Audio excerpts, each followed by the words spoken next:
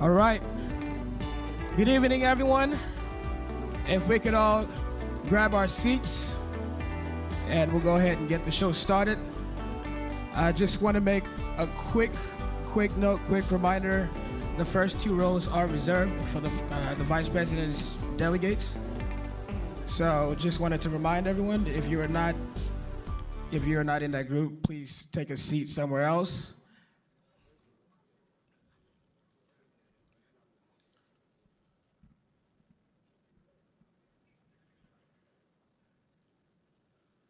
Give everybody a few seconds, grab some seats. We've got plenty of open seats down there, by the way, that are not reserved. Those of you guys who are standing in the back, we still have some open seats. Feel free to grab a seat.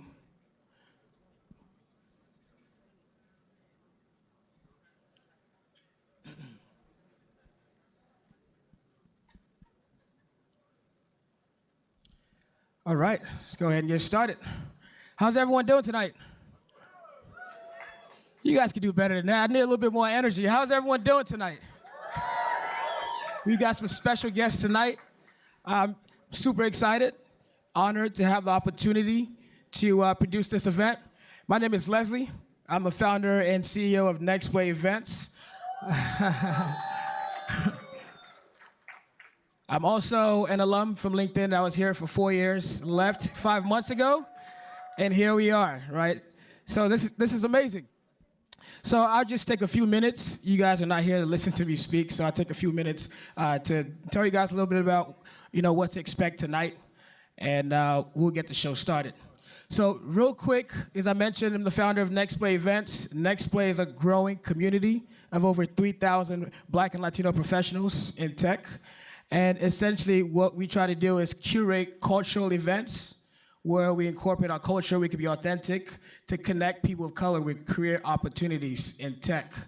And the reason why we decided to host this event is because, first and foremost, it's an honor, right, to host the current Vice President of Nigeria, His Excellency Yemi Osinbajo. Make some noise.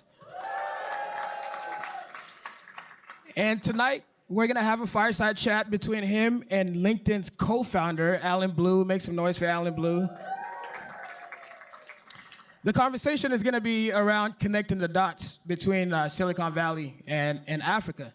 And that's something that we're very interested in, right? So that'll happen for about an hour or so. Want to give a special shout out to Tagori Karago, who we're going to get on the screen. She heads up research and development for LinkedIn Africa. And she's a sponsor for this event, along with the rest of the LinkedIn team. So give her a huge round of applause. She paid for the food. You guys get the shirts, the LinkedIn shirts? Yeah, so I want to give Tagori a quick shout out. So what I'll do is hand it over to Tagori. She's going to give formal introductions to our guests tonight, and then I'll grab the mic and continue from there. So Tagori, over to you. Give Tagori a huge round of applause. Thank you, Leslie. Can you hear me, Silicon Valley? Can you hear me? Can we have an applause, a cheer for everybody in the room if you can hear me? Awesome, that's great. Thank you so much, Leslie. My name is Tagori Karago. I work here at LinkedIn. I am the head of research and development for our Africa team.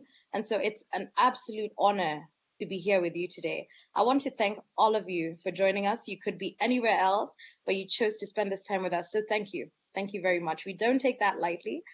First and foremost, I would like to thank His Excellency Vice President Yemi Osinbajo for being here. Vice President, thank you. It is a great honor to have you here at LinkedIn. Thank you so much. I would also like to thank his delegation, government officials that he has come with. We appreciate it. As an African, for me, it feels magical and almost surreal that we are sitting and we have His Excellency in Silicon Valley. Personally, I'm currently sitting in Nairobi, Kenya. We are a global company, and the Africa team is a global team, and we wanted this event to represent that. So Wakanda forever, and welcome to LinkedIn. All right. So to kick this show off, I have the pleasure of introducing two gentlemen that will be having this fireside chat. I will start with reading the biography of His Excellency, Professor Yemi Osinbajo. And then I will welcome both His Excellency and Mr. Alan Blue, my good friend and co-founder here at LinkedIn, to join us on the stage. So I'll start with His Excellency's bio. So His Excellency Vice President of Nigeria, Professor Yemi Osinbajo, was born in Lagos State on March 8, 1957.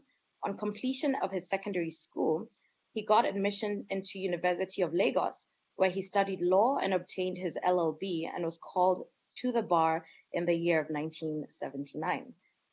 After his call to the bar, Professor Yemi proceeded to the London School of Economics in London, England, where he obtained his master's degree in law, his LLM.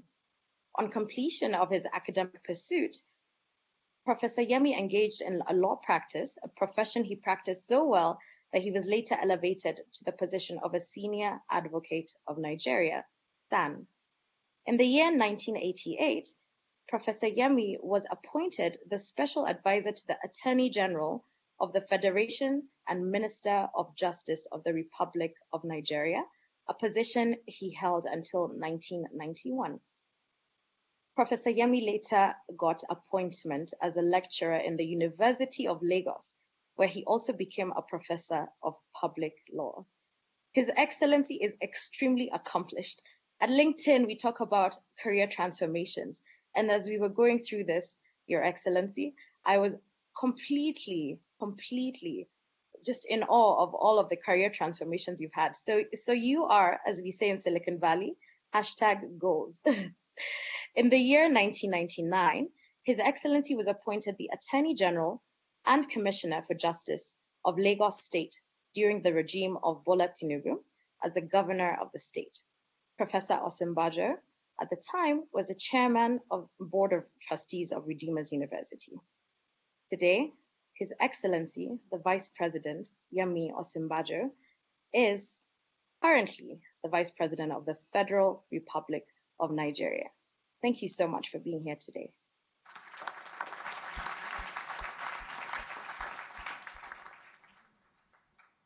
With us, we also have Mr. Alan Blue.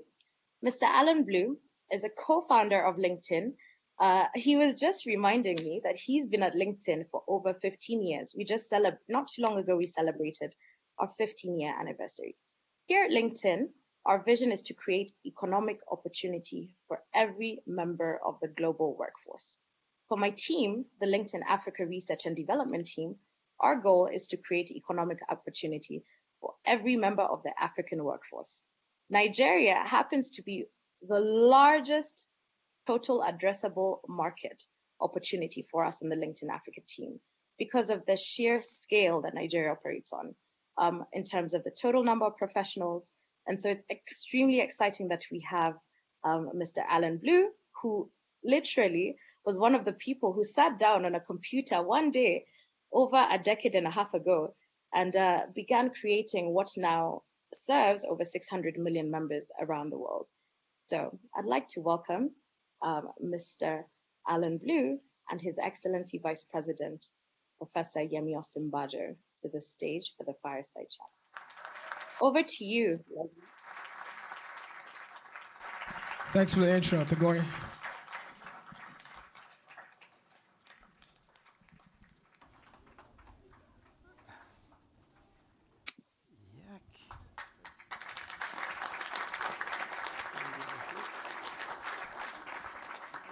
All right, before we kick off the fireside chat, just to set the tone, you guys can go ahead and take your seats. Just to set the tone, we're gonna bring out Tremaine Bess, who's also a LinkedIn alum. Tremaine is an amazing singer. He hates when I say this, but he sang with Whitney Houston back in the days. So he's gonna give us a quick acapella of Glory by John Legend and Common. So over to you, Tremaine.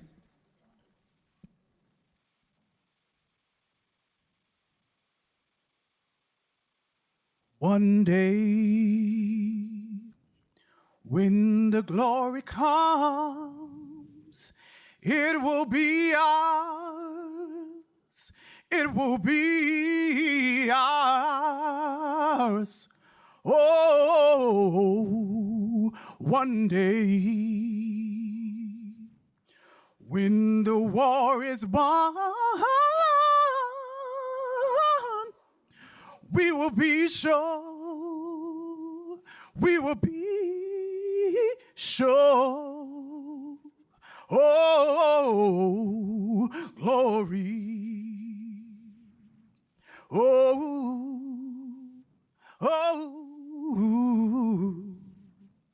Now the war is not over.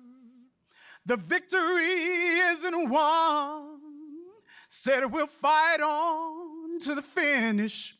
And then when it's all done, we'll cry glory. Oh, glory. Oh,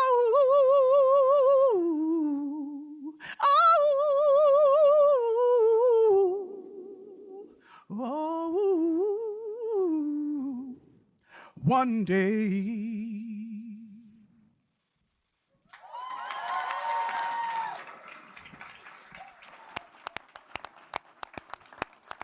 All right. That's amazing. Tremaine's amazing as usual. And we'll go ahead and let you guys kick off the fireside chat. Make some noise, ladies and gentlemen. We too can make some noise. Yeah, not like that, I can't. So that was beautiful. Excellent. Excellent. Well, thank you for coming. Thank you for joining us here at LinkedIn, Mr. Vice President. And thanks for coming to Silicon Valley. Today you were meeting with a bunch of venture capitalists, other potential investors here. What message are you bringing to Silicon Valley? Well, first, that Nigeria is open for business. We're all set to go, especially with technology, and came along with some startups and government regulators and people who work with me in government and people in the private sector are coming together and coming here as a team with the private sector.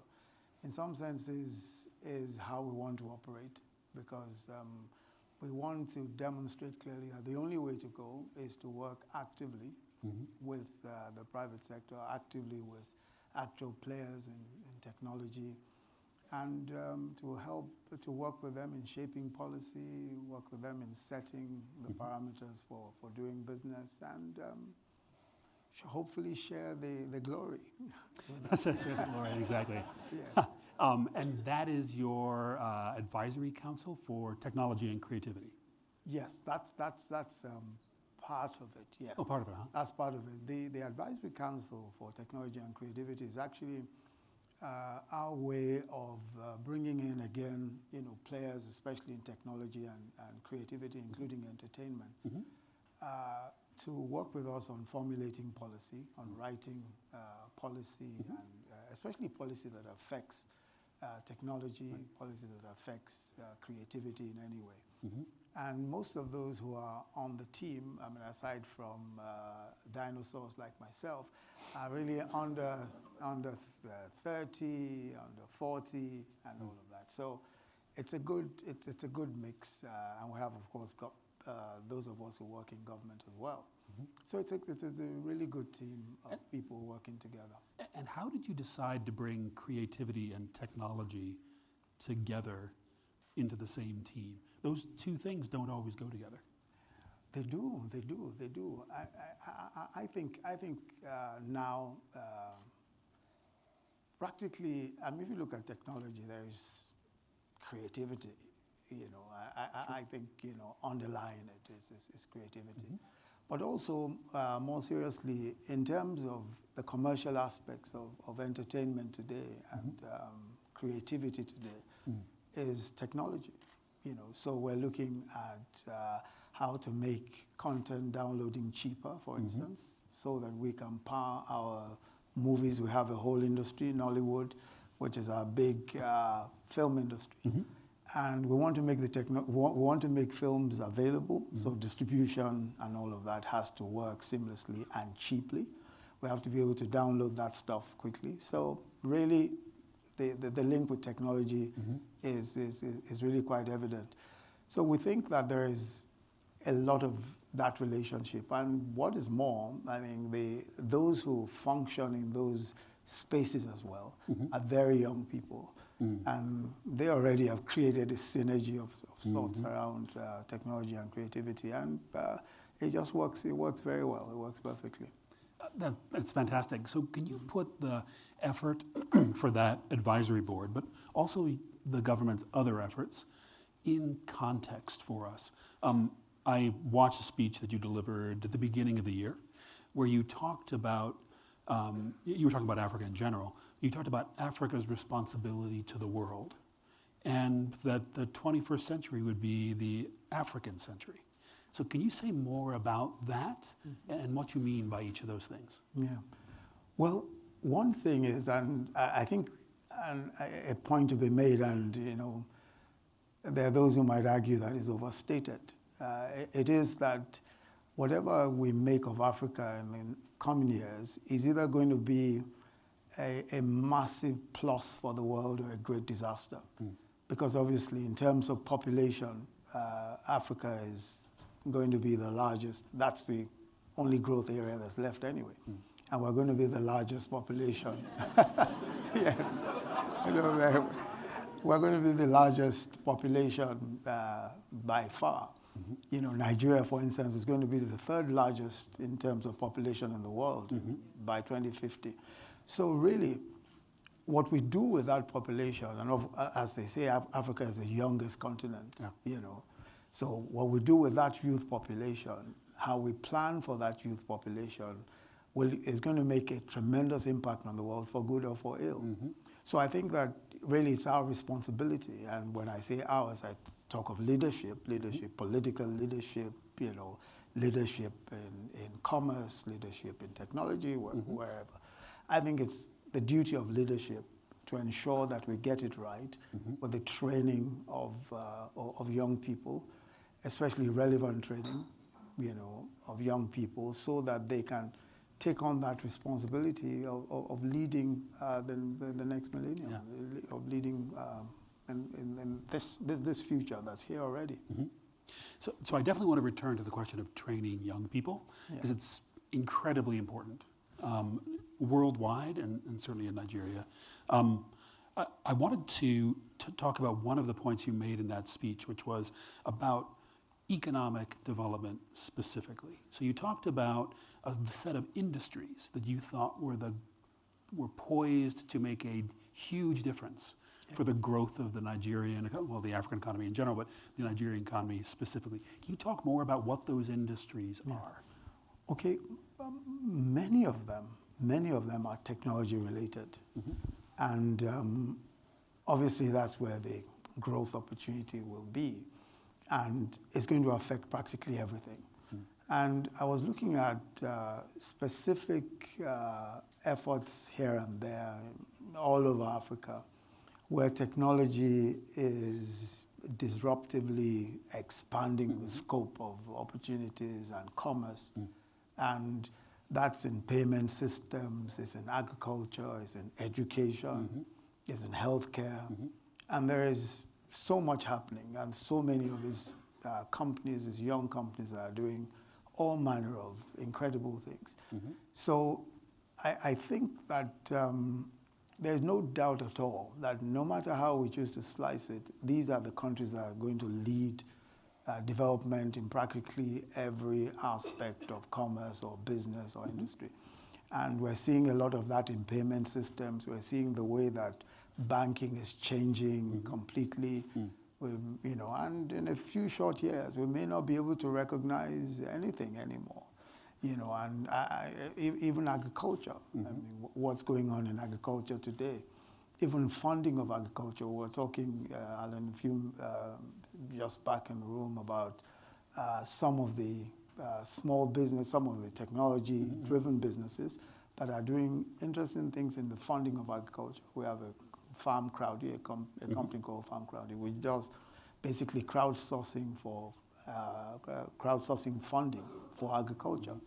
So you can be an investor in farms in Nigeria without necessarily ever going to any of those farms. So what they do is they just aggregate, investments. So if you want, and you can invest for as little as $100, or I think it's about $200, and then you get your dividends. What they do is that they manage farms across Nigeria.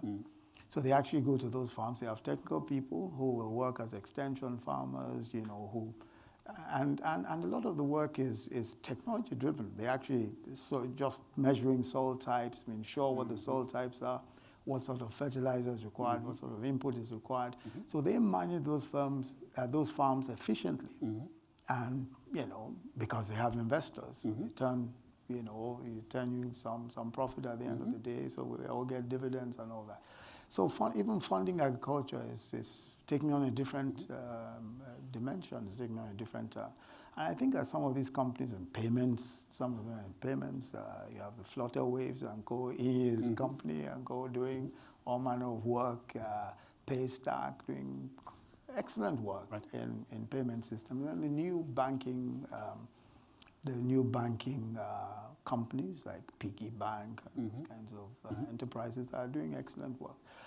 The truth is that you just wake up every morning and you find that these guys have, done something that is beyond even the regulation. So you have to sort of like hold there and say, hey, look, let's take a look at this and see how this is developing. So it's really exciting. So what are some of the big problems in the world of agriculture in Nigeria where you think if you could turn 1,000 entrepreneurs loose, what kind of problems would you want them to solve? One is, funding is Funding, one. yep. Irrigation is okay. another, yeah. Already, with climate change and with all of those kinds of problems, we're getting desertification is really expanding, it's coming. So from the north down to the south, the Sahel is spreading, the Sahara, the desert is spreading. Yep. And so we are going to be confronted with major challenges in food production if we don't do something quick. So we have the Green Wall project, which is supposed to be a tree planting project, a project to hopefully green up many of the areas up north so that it doesn't increase. So we need some fresh thinking about how to do that quickly, how to do that efficiently, rather than just have people literally manually planting trees here and there. How can you draw the attention, once you've identified those problems, how do you draw the attention of an entrepreneur to come solve a particular problem? Because it seems like a huge opportunity, not just in Nigeria, but across Africa. I mean, so much opportunity to become the breadbasket of the world. So it's a huge opportunity financially, or I would assume it would be. So how do you draw the attention of an entrepreneur to come say, yes, I want to solve that problem? I think the thing is to show where the income stream is going to be. Obviously, there are many, and by the way, there are many that are doing social entrepreneurship work, and are doing quite a bit of work in technology, etc. But I think that to bring in the smart money, we need to show that there is an income stream somewhere. And I think that the opportunities are there. Just as you said, Africa has the largest uncultivated land. So we're definitely the place to come. We're going to be the food basket of the world. One way or the other, we will. And so I think that just being forward-looking, it's apparent that that's going to be the opportunity. And really, my take is that already quite a few people are already looking in the direction of agriculture. And even just agriculture for Africa itself, without even doing any sort of exports or anything, is big. And quite a few people are already discovering that. We had a Mexican farmer who does fruits, bananas, pineapples, and all of that. And the whole idea was to bring in this Mexican farmer to do it for export, for those for the businesses that wanted this exported. But after a while, they found that they weren't exporting anything, but they were getting good money anyway. So they asked this guy, so what's happening? What's the magic? And he says, look, it's a dollar to sell the banana. You know, if you want to sell it outside, it's $1.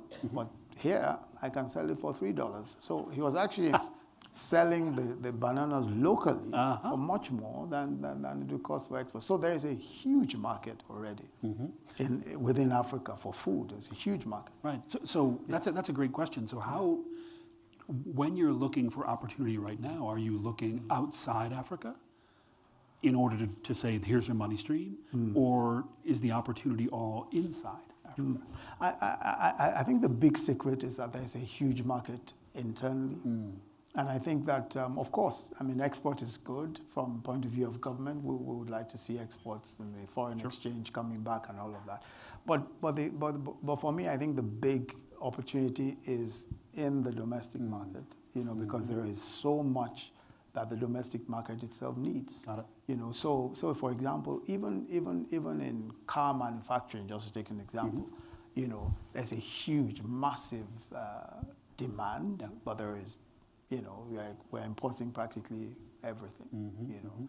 So there's a huge domestic market, a huge local market for practically everything. Yeah. So one point you've made in the past is that with the changes that we are seeing in China and its role in the world, there may be export-based opportunity for Africa in the world of manufacturing. So can you say a bit more about how that works? Yes. One thing that has become obvious, of course, is that China is becoming, well, I mean, they're upscaling, so their labor is more expensive in China than ever before. And especially for small industries, you know, manufacturing, etc. Now, the meaning of that, or the implication of that for us, is that we are a cheaper labor market. So we find that we're able to attract, you know, Chinese industries, manufacturing and all of that, to special economic zones and all of that, because they're going to find that it's just cheaper to manufacture from Nigeria and from other parts of Africa. So we're getting a lot of that. We're getting a lot of that opportunity and loads of inquiries about how to do manufacturing business in Nigeria in particular, and or I'm sure in other parts of Africa. So as China does better, you know, as their economy improves, ours is also bound to improve because they're going to have to pay more wages. And before we catch up in terms of wages and all of that, we certainly would have benefited a lot from those industries as well. Yes. So let's talk about high tech for a second. So obviously you're in Silicon Valley. We're talking about maybe high tech. You know, he is here. He's one of many examples of Nigerian entrepreneurs who have worked here in Silicon Valley as well as in Nigeria. So there's something very interesting going on. How are you thinking about building the tech sector in Nigeria? What are the steps that you're taking now? I mean, obviously, in addition to this visit to Silicon Valley, what are the steps you're taking to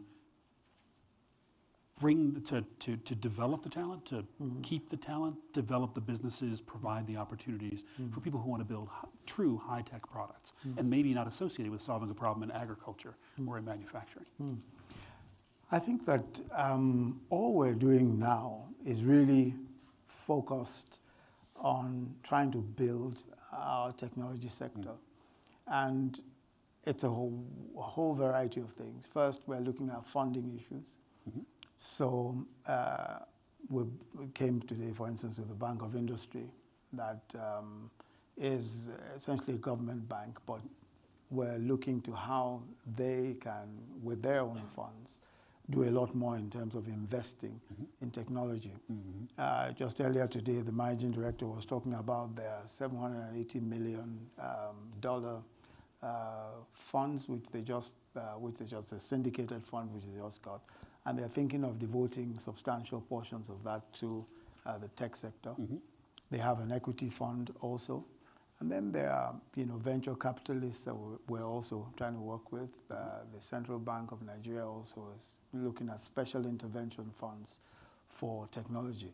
So in terms of just providing the funding, we're looking at all of the opportunities that we can avail ourselves of. Aside from that, training is big. We're talking to quite a few. I mean, obviously, Flutterwave, Andela, beg your pardon, is doing quite a bit of digital training. But we're thinking of how to partner with companies like that to do far more. And we were talking earlier also about our NPower program. NPower is our youth employment program where we've engaged about 200,000 graduates, and we're looking at expanding that this month to over 500,000.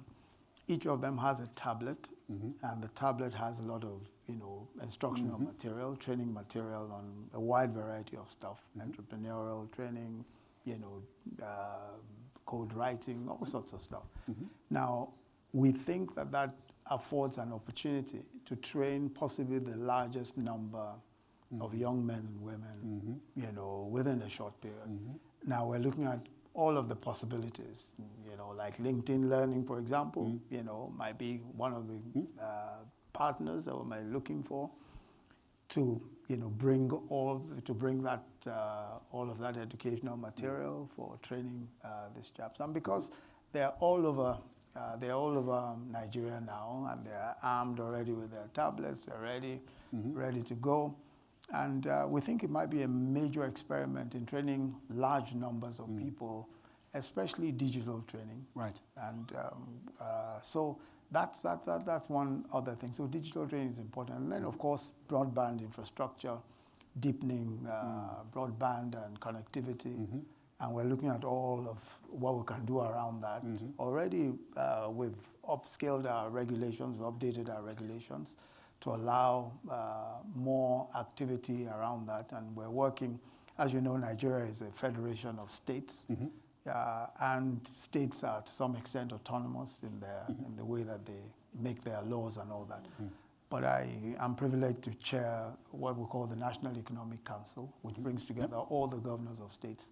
So we're looking at how to work through rules and regulations and make it easier for broadband infrastructure, and we've been able to reach some agreements.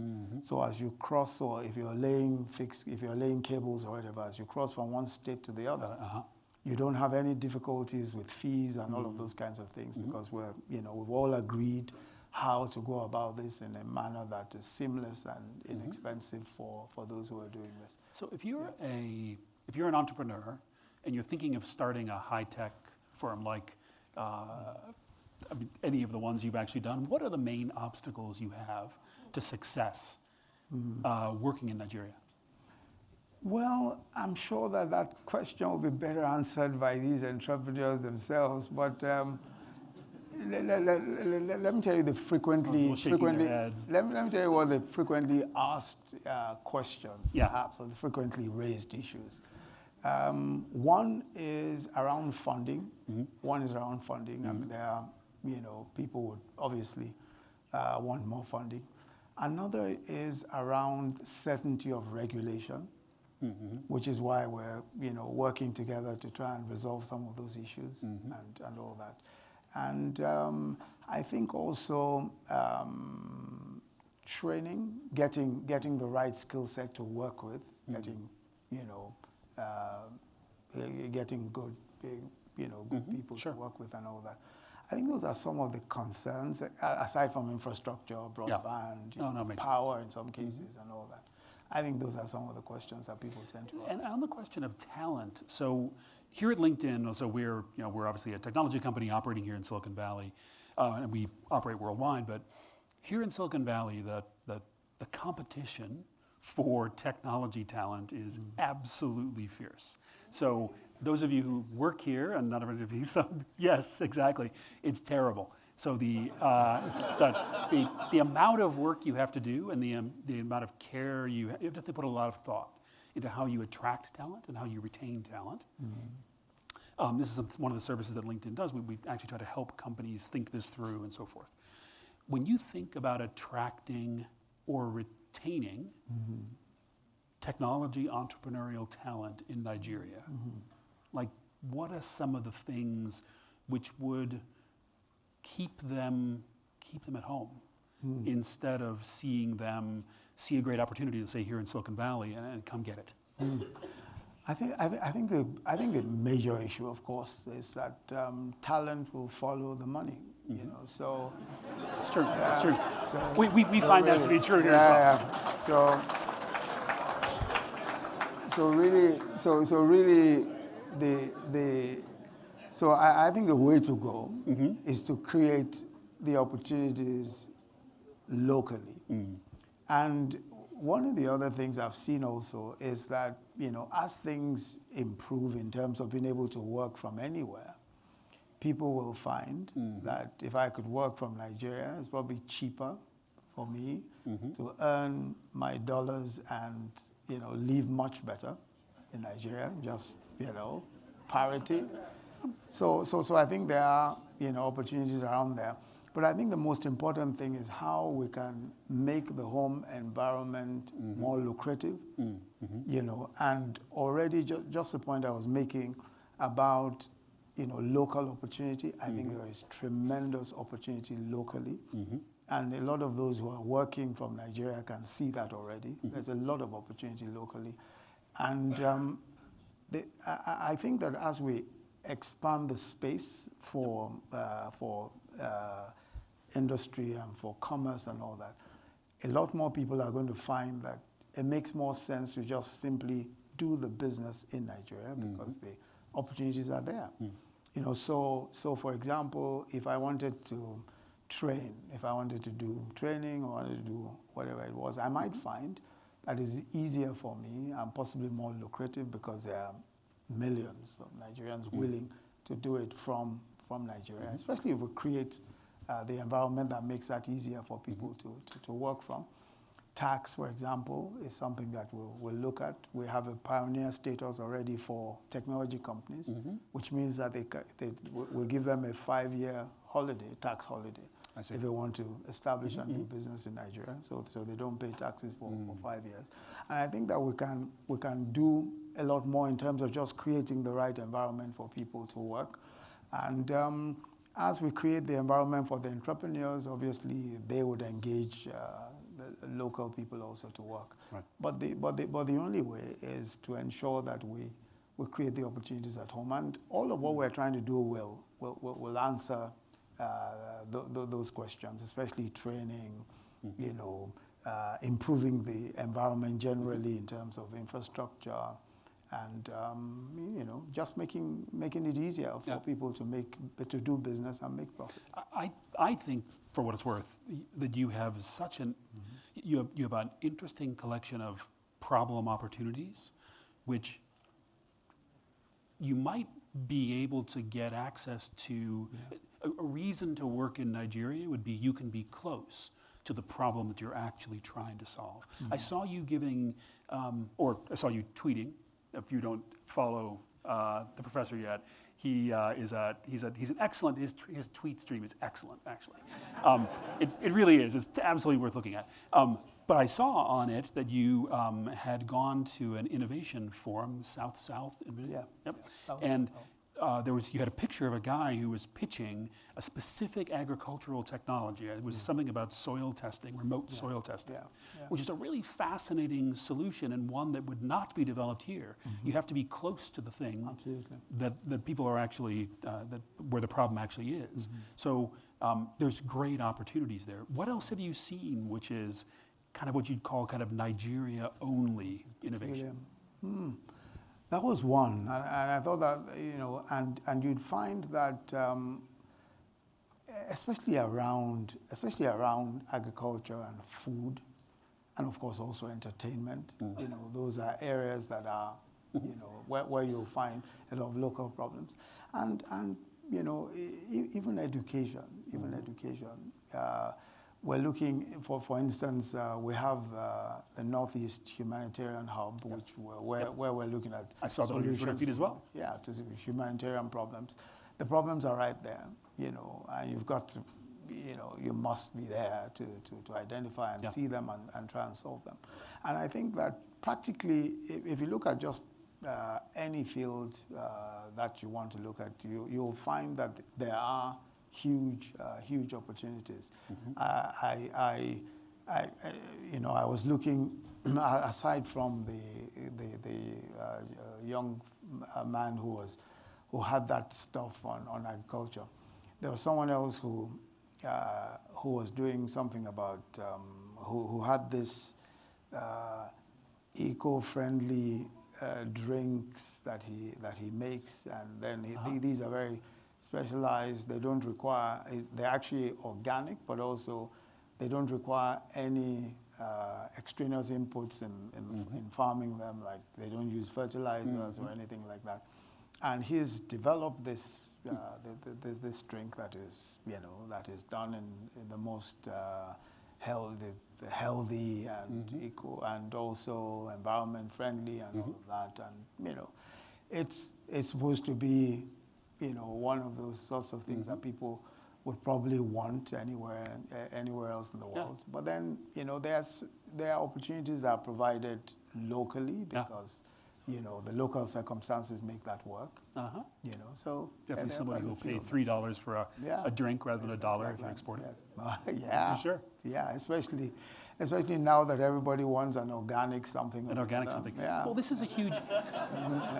But this is a huge opportunity for Nigeria, right? I know I've heard you speak about the fact that Nigeria could be on the very bleeding edge of organic farming because there's so much opportunity to develop land which has essentially never been touched by fertilizer. Yes. So another opportunity Absolutely. maybe in that area, so that's great. Absolutely. So say a bit more about the training. So actually maybe we should back up a little bit. Talk a little bit about what you see coming down the line for the way skills and jobs will change. Yeah, that's a big one. First, let me begin with what I think is a frightening prospect. That assuming that we remain where we are, and technology grows as fast as it's growing, we may find that if you don't have the right skills, we may find that we've been completely overtaken by technology and that we're not able to compete in terms of jobs, but perhaps even worse, we're not trained for any of the jobs that the technology brings about and that the changes bring about. So, for example, we'll find that several jobs have become, more or less redundant.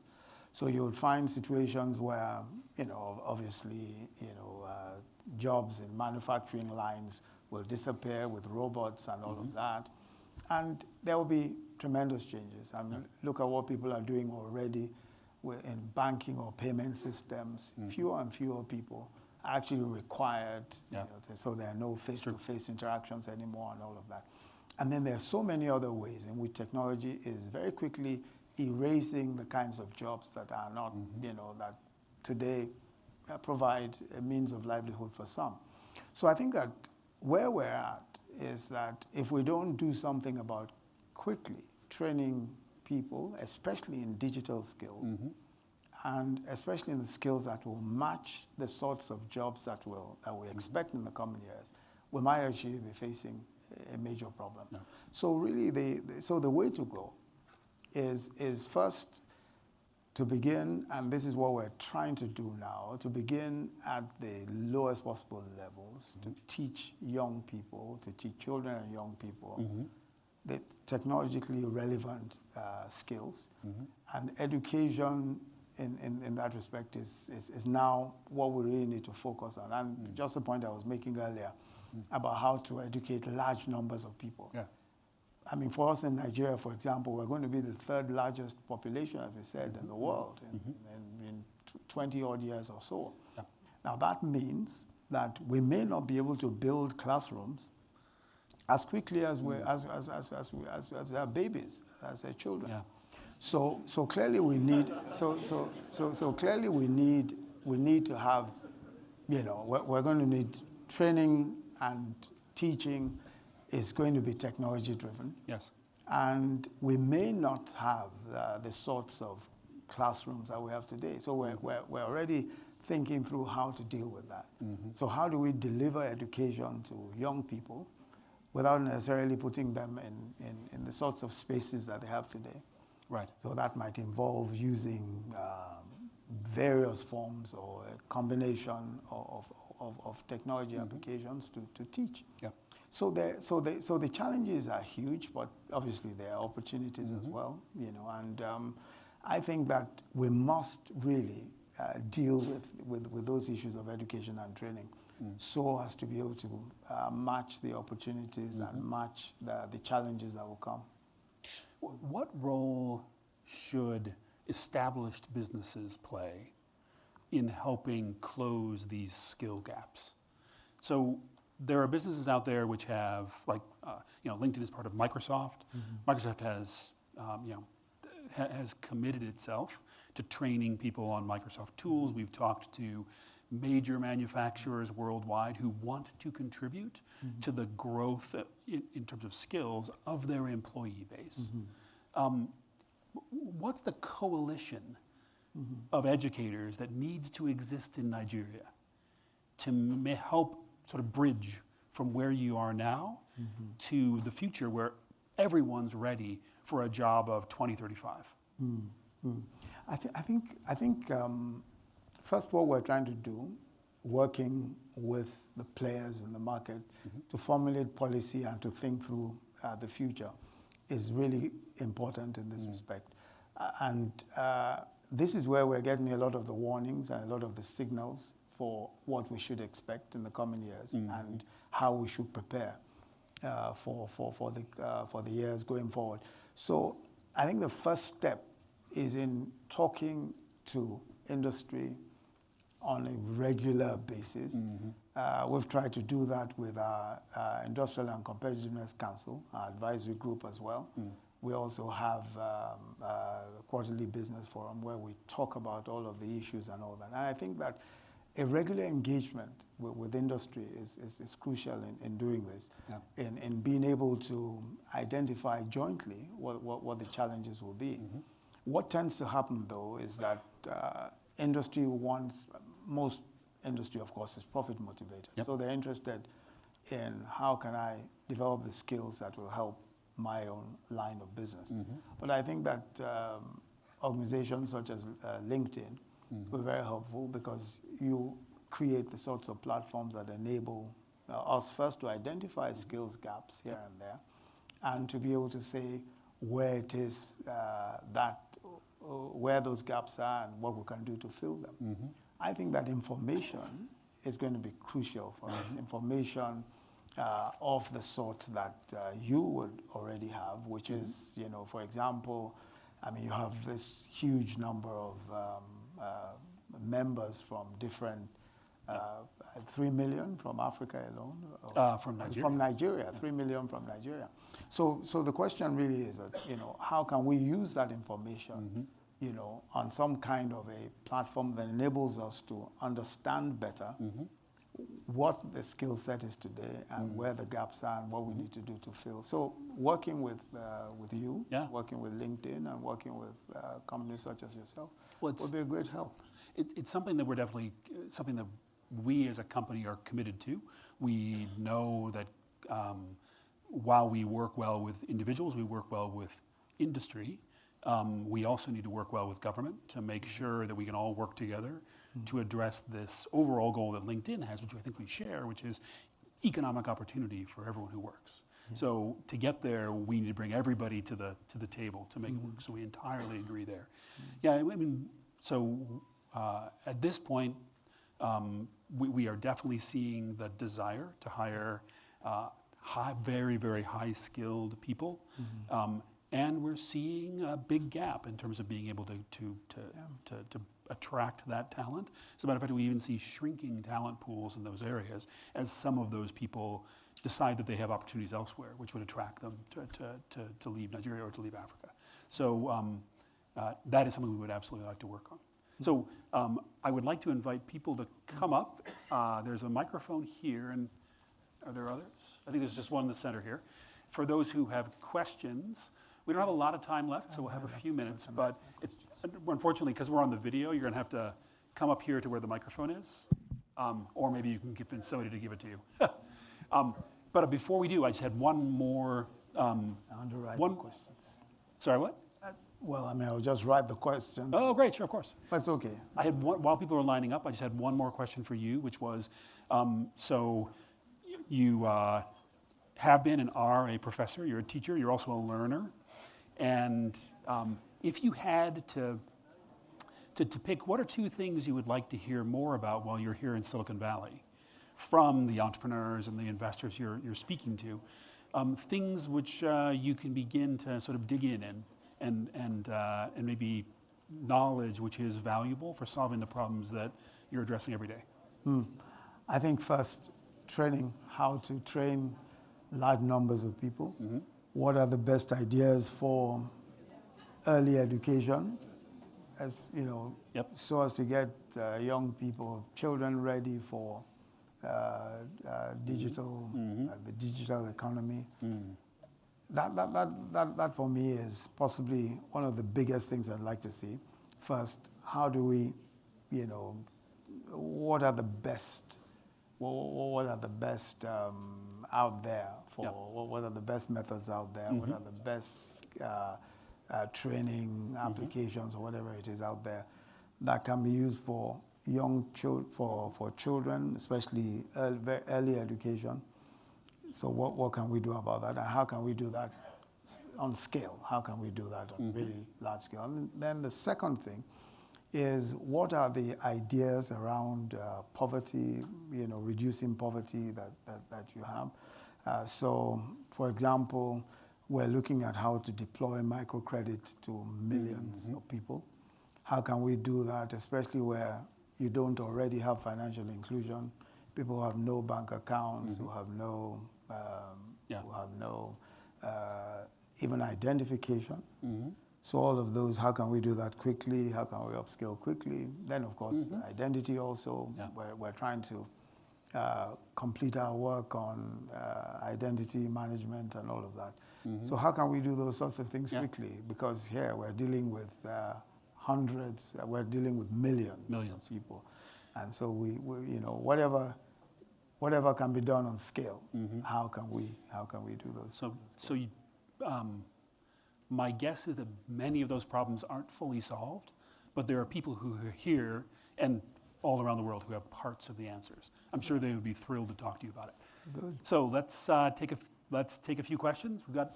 All right, we will take 3 questions at a time.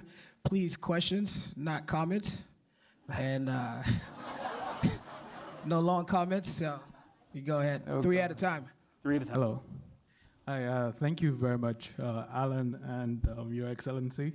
My name is Tunde, and based on the theme of the presentation, in terms of like connecting the dots, what are the Vice President's thoughts in terms of connecting the dots between talent in Silicon Valley with incentives in Nigeria? So something like, are there incentives for the diaspora, folks who were born in Africa and stuff, to start companies back home?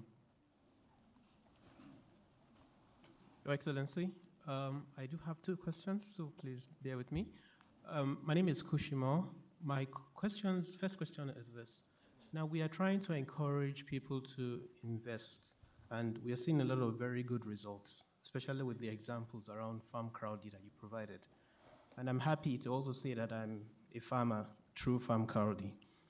Now, the concern is some of the companies that are currently supporting these initiatives have had to pay settlements for lawsuits here in the US because of GMO products.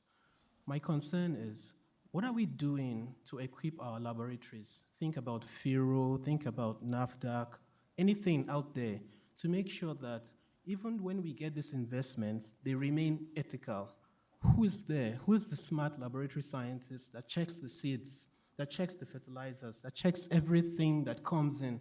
In all the euphoria of investment, what's our mechanism in place to prevent us getting sick and all of that?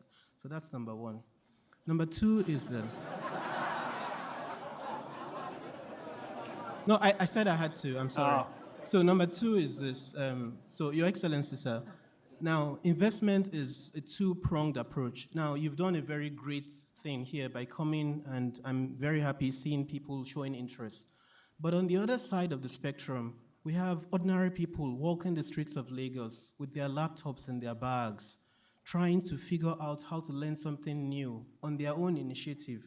So power goes out of their house, they go to a friend's house, they try to use a generator. But on the way to get there, they get stopped by the special anti-robbery squad, and they're bundled straight to a cell. So my question, sir, is what can you do to help the ordinary people on the streets who are just hustling, who just want to learn, who are going everywhere, pinging people online? You'll be surprised, my Excellency, Your Excellency, sorry. You'll be surprised. You'll be surprised at the level of effort that people have taken in Nigeria. I'm impressed. I was in Nigeria in May, June for a month. I was impressed. Yeah. We got it. I think we got it. All right. There he was.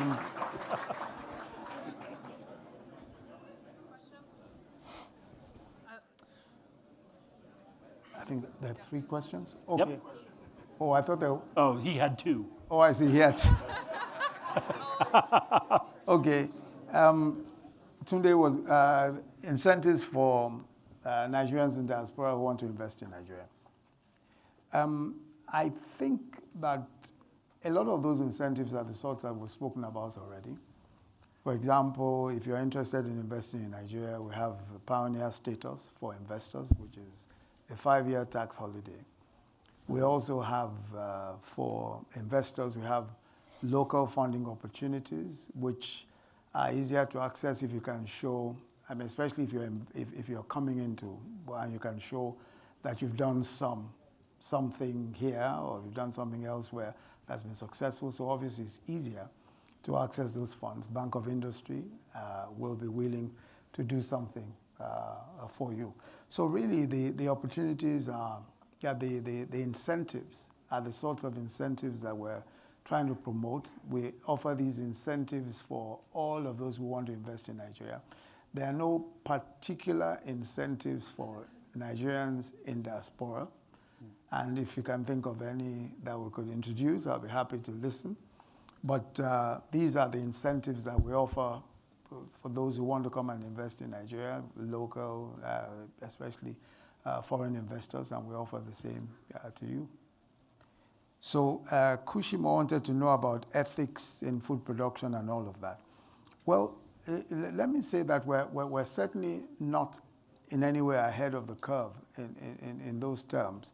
And we may not be able to make the sorts of advancements that have been made, especially in discovering whether there are some problems around the food production. But one thing for certain is that the Ministry of Agriculture and several of the private agencies that work around food production are concerned about this, FIRO and all of those.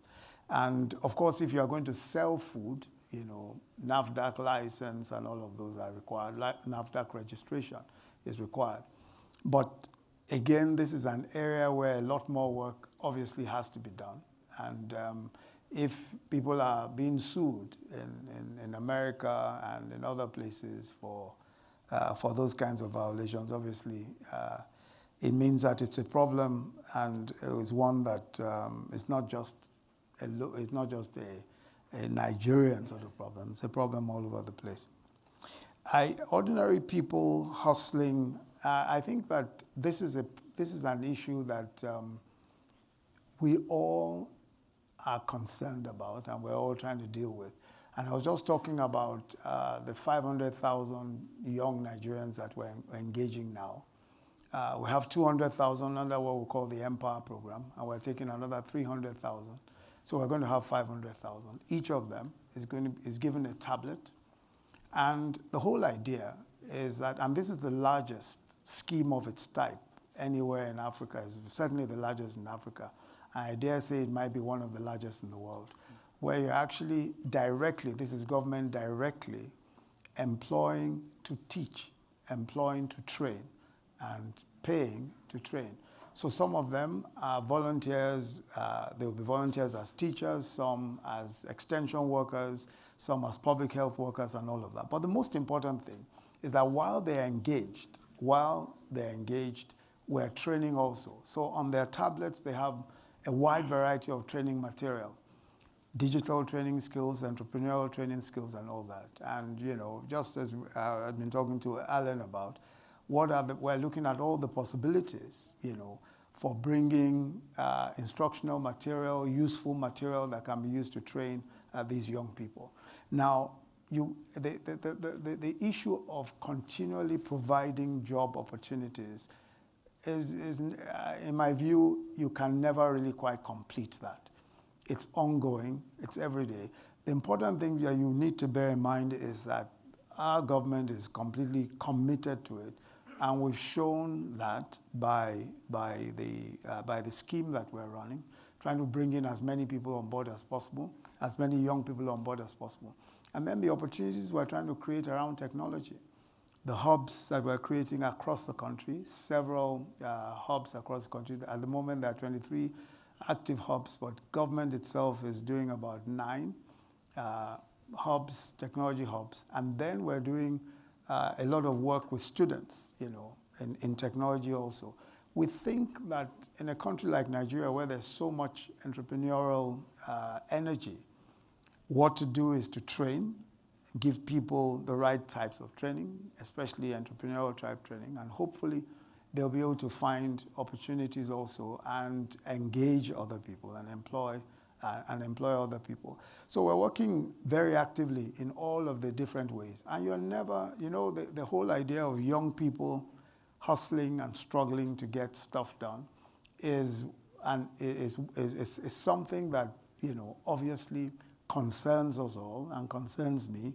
But I think that the best way of dealing with that is recognizing that we've got to work together, and this is why we're working with the private sector, we're working with civil society, we're working with everyone to look at how best to create the opportunities that will make a difference in the lives of people. Even giving credit. I mean, for example, one of the things we're doing now is that we're looking at how to give credit, microcredit to people, young people, you know, who are doing business, young people who are trading. And we're looking at about 2 million, you know, what we call mini credit, trader money to give to traders, young traders, people who are doing trading all over the place. So there are a variety. It's a diversity, as you say, of action that we're taking to address the problem. But the problem of youth unemployment is a major one. And I think that that's one of the biggest issues that we have to deal with in the coming years. And we're doing our best to actively engage all of the issues around youth unemployment. Yep. All right. Hello, thank you, Alan and His Excellency, for this wonderful conversation. It's such a privilege to stand here before you and address you directly. My question is, what actions is the government currently taking to empower the next generation of leaders in Nigeria to tackle issues such as deregulation, corruption, the destabilization of infrastructure, in a way that we can then, from that place, build a new Nigeria, a more united Nigeria? All right, we've got time. I didn't get the last bit. Issues around corruption, governance, and all of that, but I didn't get the last bit of that. Thanks, Your Excellency and Mr. Allen. I have a question. No. Can you ask your question again? I didn't get the last bit of your question. Oh, my last bit of the question. Yeah. And So issues of corruption, destabilization of infrastructure, as well as deregulation, what are we doing to empower the next generation of leaders, civic, entrepreneurial, et cetera, political, across the board spectrum, those here in America, Nigeria, other places abroad, so that we can build a stronger Nigeria? Okay. We've got time for one more question, and then we're gonna wrap it up. So I'll try to make it a good one. All right, so Your Excellency, it's been known that data is the new oil. So I want to know what your government is doing to both acquire data and also protect data for our people, because currently a lot of data for Nigerians is collected by foreign investors and partners, and we have no control over that, and there's no way to also provide our information to burgeoning entrepreneurs. So I want to know what you're doing to kind of get on the forefront of that and get that data for us. I'll take those two. So one more. that was the last question. So we've got two, and we're gonna wrap it up. You guys can go ahead and answer those two questions. Thank you very much. Well, actions to empower young people. I think that as government, what we are doing is to encourage all of the civil society groups that are interested in issues of governance to function in such a way that they can, help in developing the ideas around how to deal with issues of corruption. For example, I've been involved with an organization called Integrity since 1994. As a matter of fact, I co-founded Integrity, which is an anti-corruption organization. And Integrity has become also Convention on Business Integrity, which seeks to look at how businesses can subscribe to pacts, to integrity pacts, or integrity agreements, or treaties, if you like, and all of that, and how we can work with the stock exchange to deal with issues of integrity in business and all that. So I think that a lot of work has to be done by civil society, and I think a lot of work is being done by civil society, and also government holding itself out to be accountable to its citizens, which is one of the major issues that we have to deal with on a regular basis now, where we find that very frequently questions are asked around, especially freedom of information issues. Questions are asked around why is government doing this and why is government doing that. And I think that we have worked hard to being able to provide the answers and being able to engage at whatever forum. And I think that more than ever before, we're actually out there, with young people, with people who want to ask the questions, and we're seeking to answer their questions, and we're not answering questions through proxies. We're answering the questions ourselves. So I think that kind of openness is helpful in not just identifying what the problems are, but also in finding solutions. And that's the same with everything else.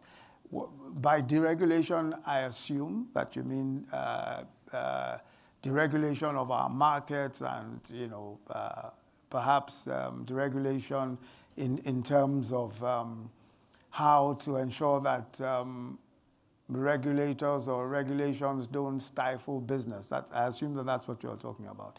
Well, you know that there are arguments back and forth about that. There are those who will say that what we need now is a bit, we need some regulation. And I'm not always, I'm one of those who believes, by the way, that we should be conscious of not allowing regulation to stifle business. And this is what we've sought to do, especially with technology and all of that. We're trying to see how it is that we can work with regulators to make sure that that doesn't happen. So the regulator becomes more a facilitator than an obstacle to business. And one of the ways by which we've sought to do that is by some of the clinics we've done. We've done what are called MSME clinics, medium to small micro enterprises, and we take our regulators around the country to look at and so we bring them in touch with the businesses, with the small businesses, so they're able to talk to the businesses and ask the questions around, what the regulations are, how this can be improved, and we find that that has opened up the space considerably. So we find that the regulators themselves are finding that, the problems of these individuals are X, Y, and Z, and this is how we can solve them. So we're actually, and I've gone around the country, I think we've gone around the 6 zones, the 6 geopolitical zones now, taking MSMEs and regulators, bringing them together, and then establishing one-stop shops where in different zones.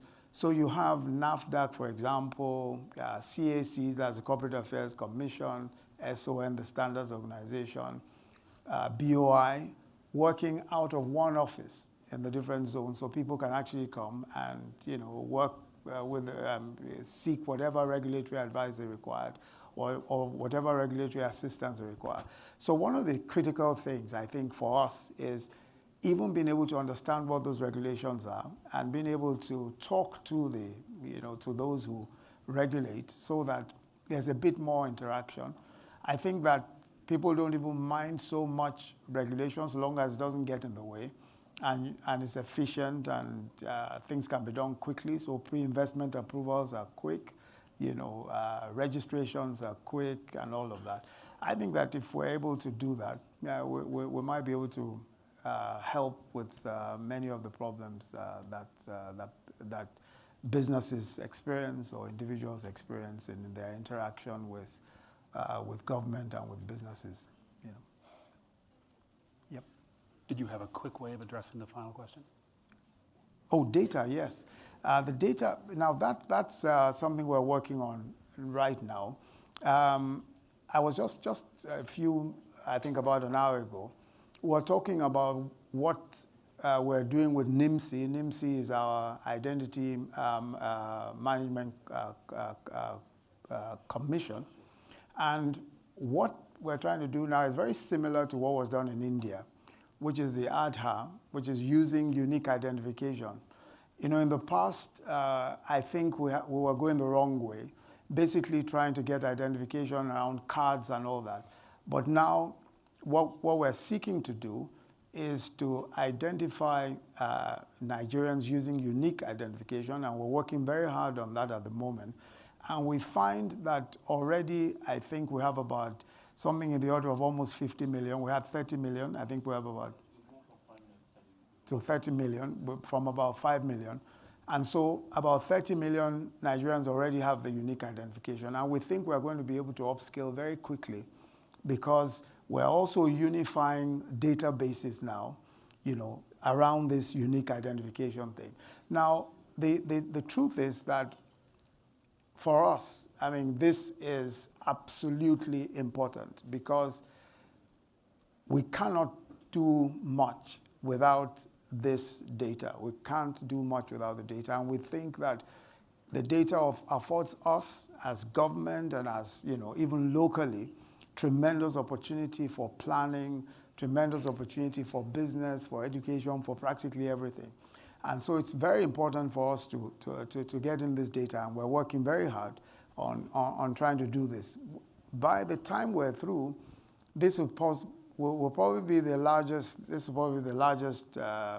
data collection, certainly in Africa, and by in another couple of years, will be third only to India in terms of identity, in terms of identity management, an identity management system.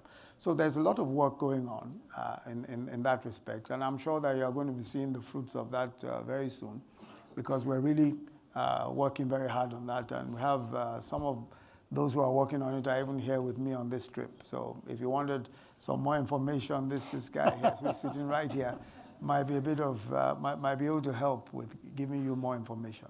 Right. So thank you very much, Your Excellency. Thank you for joining us tonight and for the conversation and the answers to the questions. And with that, we'll turn it back over to you. All right, let's thank them. Give them another round of applause. I want to be respectful of your time. All right, we're going to bring Thagori back, and we're going to do closing remarks. All right. Hi, can you hear me? All right. Thank you. All right. So, Thagori, before we get to you, we want to bring up a special guest. We're going to bring up Ian, who is co-founder of Andela, current CEO of Flutterwave. Come up. A round of applause for Ian. Is going to do some thank you remarks, and then we'll go to Thagori and wrap it up.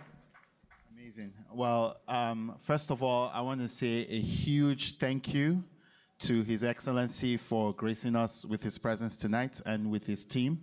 They've been very busy, lots of very tired people, and they still made the time to be with us today. I also want to say a big thank you to LinkedIn for hosting us tonight. Thank you.